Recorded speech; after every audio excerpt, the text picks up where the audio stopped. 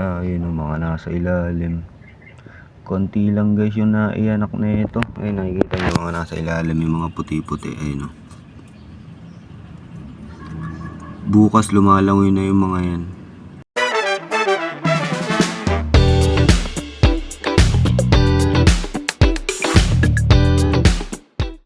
Yun, oh, good morning guys. Oh. Silipin natin yung pang 4th day ng crossbreeding natin, half moon crown tail. Hindi ko sila na-videoan kahapon, bali pang 4 na araw na to. Feeling ko hatch na lahat to, kasi kahapon nakita ko may mga lumalangoy na eh.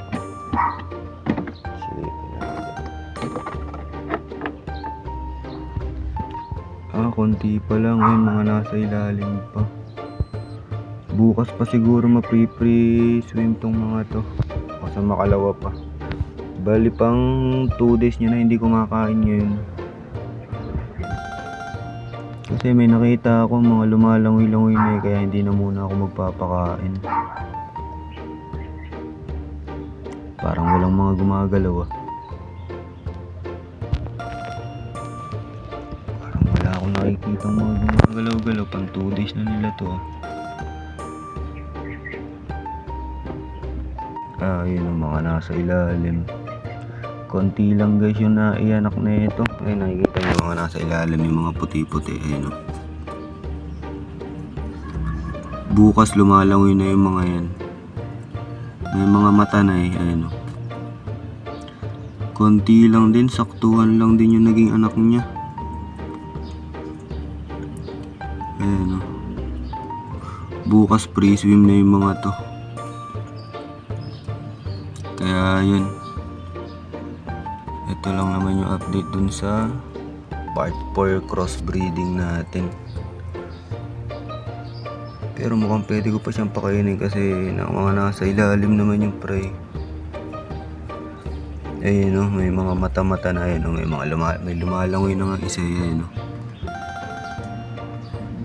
Bukas lumalangoy na yung lahat ng mga yan. Tapos sa susunod na araw pa ako magpapakain ng mga prey. Ayan, hindi ko muna siya papakainin sa makalawa pa. 3 days siya hindi kakain hanggang tanggalin ko yung mga prey. 3 days.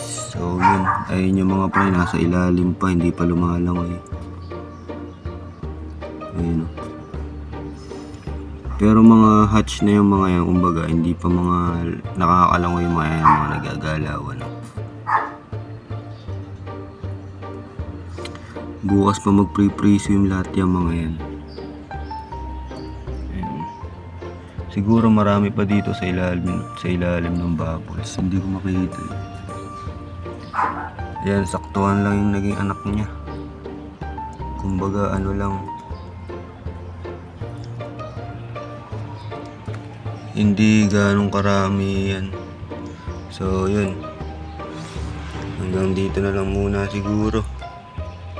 Yan yung part 4 sa crossbreeding natin, half moon crown tail fish.